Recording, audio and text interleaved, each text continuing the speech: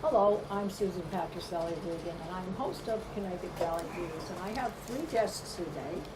I'm going to introduce the ladies first. Is Mrs. Davis, and you, your title is? I'm Program Manager and Development Manager. Very good. And we also have Henrietta Beckman, and she's the president of Mothers Against Violence, and Reverend Henry Brown. He's the founder, co-founder of Mothers United Against Violence, which was established on November 14th, 2002. And it's my pleasure to have all three of you here to tell us your story. Thank you. I might add also that Reverend Brown was honorably discharged as a U.S. military veteran in January of 1972, when his life was inordinately changed forever. So my first question, Reverend Brown, and I'm going to let the ladies chime in as they care to and feel that would be appropriate and informative to us. Reverend Brown, you have a mission statement for your group. Could you give me a sense of that? Yeah, it's a faith-based voice of hope. We want to bring family spiritual support and advocate for justice in our community. The statement is that due to the violence that happened, the life that was lost, the way those lives were lost, and a lot of time it was connected to faith. We give people the hope and courage to carry their life on daily by advocating for them, spiritual support, and advocating for justice. Because many of these murders was unsolved homicide, and we decided that we had to give a voice to our people so we can at least get someone to pay attention to what was happening within our community. Right. Anything you'd like to add, Henrietta or Mrs. Davis? Well, I can add also, like, when we started, it was in 2002, and my son Randy was murdered in 2002 in February. So that's how I got involved. I see. Yeah, and then just really to add to that, the community that we serve primarily is the underserved community. So it is the voiceless, and obviously sometimes the hopelessness. Yes. So, and with all of the layers of uncared for and unnoticed areas that have been just deep pockets, economics, housing, job deficiency, everything that you can think of, the layers where just now they are so thick that we're having to carve out a piece at a time. And so if you imagine that, imagine that scenario, which is really the perfect backdrop for everything that's going on now. Yeah. It is the way now that we actually, go in. Okay, so, and how broad an area do you service? I mean, are we talking Hartford capital area, or?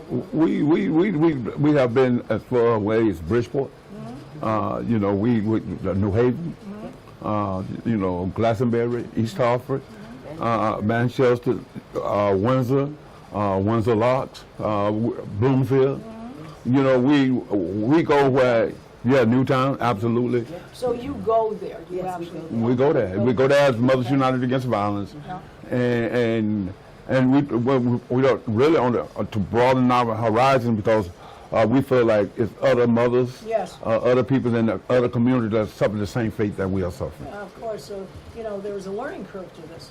If you've been able to solve something in the Hartford area, maybe you can take that same plan and apply it to another town. All right, now, Reverend, you made a presentation to Senator Looney and Representative Minor and members of the Connecticut Legislative Task Force. When was that? And just give us a brief overview. I think that was in 2010, maybe. I can't remember, but I do remember the presentation. Yes. It was a direct correlation to gun violence in Hartford. And at that time, they were more, I'm sorry, 2014. Okay. Because it's right after the new town. Yes. And we went down to the state capitol, and I gave the presentation about what it was like, what nobody was talking about, the violence that was going on in our urban community. Yes, we grieved for Newtown, but who was grieving for us? That's who was grieving for our people? And Looney, Senator Looney. Yeah. Because I was ushered in front by Doug McCrory, who was a state representative at that time. You got 3 minutes to get your speech in. Oh boy. So I really had to rush what I had to say, but I made myself perfectly clear. Someone isn't really listening. listening if they want you to hurry up and get it over But with. right, but I made sure that they listened because my direct question to them was Yes. what are you going to do about the violence in the urban community? Yes. You know, yeah, we know about Newtown. We grieve just like Newtown. We Yeah. grieve for them just like everybody else. We feel the same pain that they feel. This was a one-time operation. We have it happening in our community every day. You know, we have our mothers standing on corners crying over their babies. We have mothers and families that can't bury their kids, you know, but you want to donate millions of dollars into Newtown, but our communities are often overlooked. And those were some of the things that I said to Senator Looney and the rest of the people Did that you were. change anything with them? Did they respond? Did they do anything? Did they You know, no, it's just support? things, no, because Money? Well, I mean, obviously, there's been some attention, given to some of the urban areas. And then, of course, in the state of Connecticut, most of the urban areas are sort of pocketed in Yeah, the New sure. Haven, the Hartford, and Bridgeport, sometimes Stamford, in different areas across the state. So, and we know that we're not the only urban area in the state, but we do know that we have been bringing more attention to the issues and really the deficiencies and the inequities to our area. So we wanted to make certain that even from that sort of fast forward, Yes. we've been working tirelessly. We've been advocates Yes. for gun violence prevention Sure. at the state capitol. Well, you know about it. You Yeah. were shot. That's what changed your life. Just give us a brief. well, look, things changed for me in 1972. I mean, look, I had aspirations, I had things, I had dreams. You know, I was an incredible athlete. I don't like to talk about this, but you know, all through my life, it changed my life. It made me something that I wasn't, who I didn't want to be. I became like a monster. Changed you emotionally. Yeah, too, it changed doesn't everything. Yeah. I didn't have a feeling for love. I hated. I didn't want friends. I didn't want anything. I just wanted to be left alone. You know, and I went through this for 30-some years. That's desperate. Yeah, so I look forward to 2001 on July the 4th to Carrie Gaston, a 7-year-old girl, got shot, and she was shot in the face. And they had her face posted in the newspaper, Harper Current, and I seen that picture, and my life changed from that day on. Yeah. I decided that if anything has to be done to prevent anything from happening to a child like that, You had to start. we had to start you doing had to something. do something, and then obviously you all came together. Now you have an annual march. I guess it's happened for the past 3 years or so. And, No, and no, I no. know you shared with me before we even started this discussion that since 2002 you've had over 400 homicides. Absolutely. That were committed by both legal and illegal guns. Am I correct in stating But that? the majority of them was committed by illegal guns. People that don't have the right to own a gun. If you don't have a license, then you don't have a right to own a gun. So we look at those number of homicides, and many of those homicides was really unsolved. Yes. That's why we advocate for justice. That's why The police are good. the good advocates, now. they're good. Yeah. But here's the thing. That's why those marches and rallies was sponsored, because we could get more awareness to our plight, to what Yes. we was going on in Yes. our community. Yeah. And we used to walk up to the state capitol. We did that for the first 7-8 years. Were they listening? Were they listening to Well, they always seem like they want to go on vacation, but that's Yeah, another yeah, story. yeah. Especially when it was election time. Especially with election time. Yeah. Yeah, but my mother's flying in. I can't make it today. Yeah. But there was all of the process to generate the awareness. Yes. And I can say over the years that we have generated Good. that awareness. Good. So you made progress in that direction. We made progress. Now you need to solve the how do we stop the violence. But Yeah, I just kind of want to chip this in because they did say, folks, that the police have been very good. Absolutely. They're very responsive. One thing they'd like to see improved is they'd like to see diversity, more of the African Americans to be part of it, Hispanic people, so that you can reach, because you need to talk to the people and you need to build trust so that they will tell you and give you information so you Absolutely. can prevent further violence. Yes. Absolutely. Yeah. And part of that is community policing. Yes. It is as old as we are. I love to say that. We're not because- talking about age here today. No, Speak for yourself. But community policing Yes. is in part both retraining, a continuation of training, updated training, And as you can see across the country, there's been so many just unnecessary Yes.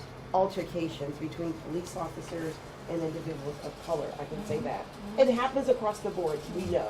But it seems that it happens more often with our communities. Yes. And so one of the things that we sort of, kind of want to definitely see in this area, especially as we go through this George Floyd moment, this is all historical.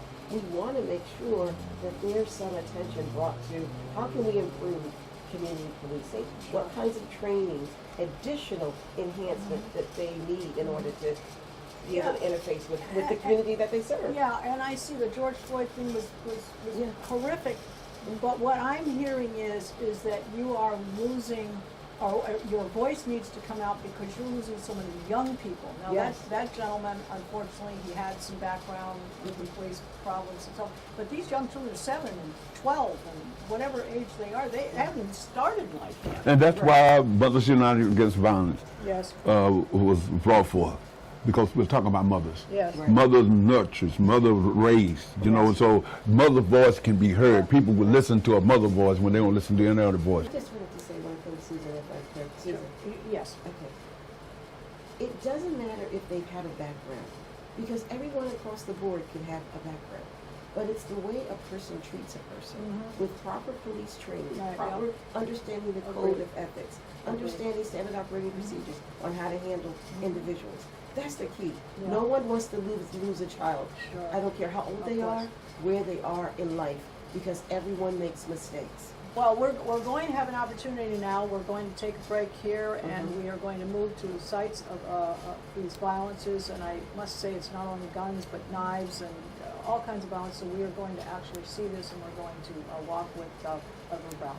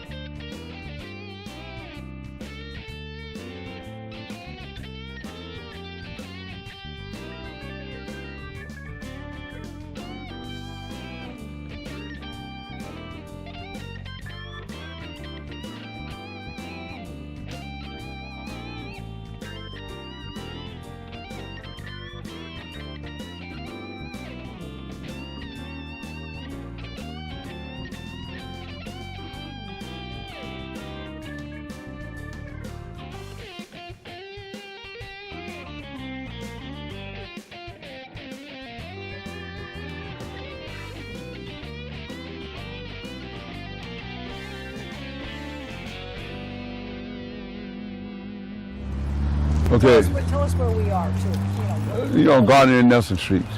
In this area here have been homicide after homicide, down the street, homicide, down this street, all the way down Gardner Street. 3-year-old baby was murdered here. When died- did this happen, Reverend? This year. We passed 4 corners when we turned off Western Street, a hotbed for violence.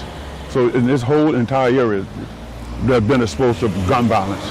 And then many a time it's people with guns that commit these homicides And you in this said area. mostly illegal. Mostly illegal, yes. Guns that they shouldn't have, but by some way or another, the guns fall into the wrong Okay, hands. so is this gangs or is this drugs related? There's a combination of things. They want to say drugs, they want to say gangs. It's a combination. It's a lot have to do with poverty. It's a lot have to do with people not having jobs. It's a lot has to do with people have to put food on the table for the family. The mental illness, that's a lot of mental health issues. So that's out here that need to be addressed. So that's what we're trying to do. Now, all right, so you said that the police were good about solving a lot of these crimes. Yes. All right, so do they get the people They just solved this one. go to jail and... Yeah, they just solved this one by the 3-year-old baby right away. Wow. Like I said before, they solved these crimes. Okay, but when you say a 3-year-old baby, so the mother was here shopping or something? I mean, what? They just stopped here for ice cream for the baby. And somebody drove out with a gun and shot into the car and killed the baby. Yeah, things of that nature. So- But there's so much other stuff that contribute to this stuff. Yes. Henrietta, your thoughts on this 3-year-old baby mother? You know, you must be passionate about helping these people. We've got to stop this violence. What do you think your solution is to this? What do we need? We've got the police. They seem to be cooperative. We need more diversity. What else do we need from the administration in Connecticut? What do we need to do? Well, one thing is we need more people being concerned about what's going on and doing something about it. Coming down here and see what's going on for themselves. Talk to the people. Get to know what it is that they need. You know, like Reverend Brown said, there's housing issues, there's mental illness, there's drugs, there's joblessness. There's a lot of things that go into the fact of why these things continue, but we need them to help us. So after this incident happens, 3-year-old baby's killed, does the mother give information? Is she able to supply the information? Who does the investigation? We allow people in the streets to talk. It's the thing about, you know, what you see, if you see something, say something. If you know something, tell what you know. You know, so I think that the people step forward and work with the police department, and these things happen real quick when they do. Sure. All right, so you have another site you want to show Yeah, let's us go. too. All right. Let's go.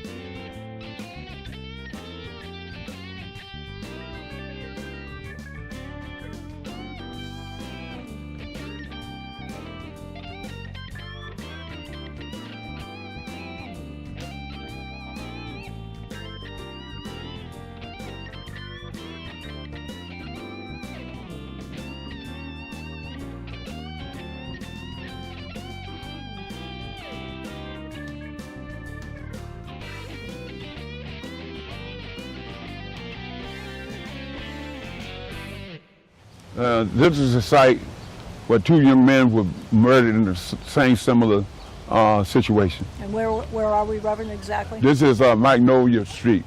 This is Magnolia Street. Directly across the street behind us, a young man was shot and murdered there. This happened this year. No, this was 6 years ago. Okay. But fast forward now to now, a young man was killed here the same day the 3-year-old baby boy was killed, a 14-year-old. Yes. Same gang or what? Same day. Same day, We don't know if it was same gang. You know, we don't use that term gang. Yeah. We just say community groups. Okay. You know, because it's groups of people that committing these crimes. And when you talk about gangs, they abolished the gangs some years ago. Yeah. But they do have pockets. They have pockets of people that, you know, have the potential to be gangbangers. But we haven't got to that place yet. So you need education here as well, correct? I mean, Absolutely. You need people to be Listen, educated, that's live why- a better life. That's why this is what this thing is about, hope. That's where we get a hope. Because we got good people that live in our city, that live in this community. So Good you need people. to grow more of that. You need to be more fertile in that area. Absolutely. Yeah. And then when we talk about what we want folks that look in from outside, look in and see. Yes. We want to see them to look and know that that's decent human beings here. Yeah. You know, we're not That's why we're animals. doing this. Right. We I wanna understand see that. you, yeah. I understand We want that. our children to live. We want our children to live. Yeah. You know, just like anybody else. How do you get funded? How do you know, the money? You know, you have some administrative expenses. Yes, I would. Well, say. we get funding from Vocal, and you know, we get people donate here and there, but we don't really have a particular. Does the state of Connecticut? Does any department contribute? No, not yet. No. Any grants? We haven't had that happen yet, but we're working towards that. You know, that's why we keep pushing our efforts. Well, So we're going to take this message and we're going to send it to the right people. You need funding, right? we absolutely do. And here's the thing about the funding that we need the funding for. We need it to be invested in our community. You know, we need it to be invested in our youth. Yes. You know, such thing as That's education. education, Right. yeah. Education is the first component that we really need to address here, right? And parents. And then parents. You got to, listen, if you're going to change the culture of violence in this community, you got to invest in the people. Yes. The people are the one that's suffering here. You know, why? Lack of education, lack of job, lack of food on the table, Okay, you know, so- poor housing, all these type of things. Okay, so now if you if you get more funding and you're going to invest in better housing, I believe the Hartford Foundation for Public Giving, I know they try and do some restoration in homes and so forth. But the fact is that what you need is someone to understand, to come here as we have done, to understand what is needed and be prepared to get that money, get that grant, whatever it is, and to make sure it's used for the right thing. Yeah, and that's why we advocate. We have had community walk with Senator Senator Murphy. Yeah. We have had walked with And Congressman Larson, Yep. and William Tong, the State's Attorney General, have been here as well. Okay. And they've seen firsthand. So have they done anything? We're still waiting. So Well, we'll I think, follow up on this. but I We'll think Congressman Larson has done a lot. Congressman man. Larson had done an incredible lot for Mothers United Against Violence. Yeah. Listen, And veterans, he does also right? for veterans. We're not here to put down politicians. Yeah. We're here to tell the politicians we need your help in Yes. this community. Yes. Well, we're gonna help. We're gonna we need help. your help. We need you to look at us. Yeah. Look at our family. Look at the quality of life Right. that look going on in the city. Henrietta, come. So I just want to say to our viewers, I hope we have given you the message you need to contribute and donate. If you're going to donate, we have the website to go to. It would be muabct.org. And I want to thank you both very Thank much you. for your time. Thank you, Reverend. You're more than welcome. For your time. Right. And my guest, Henrietta Beckman, and Reverend Henry Brown. And I want to thank you for being here with us today. And I want to let all of our viewers know that you can see all of our programs on www.ctvalleyviews.com. This is Susan Patricelli Regan. Thank you for joining us today in this most enlightening segment. thank you. Thank you. Great. Thank you. Great. Go ahead.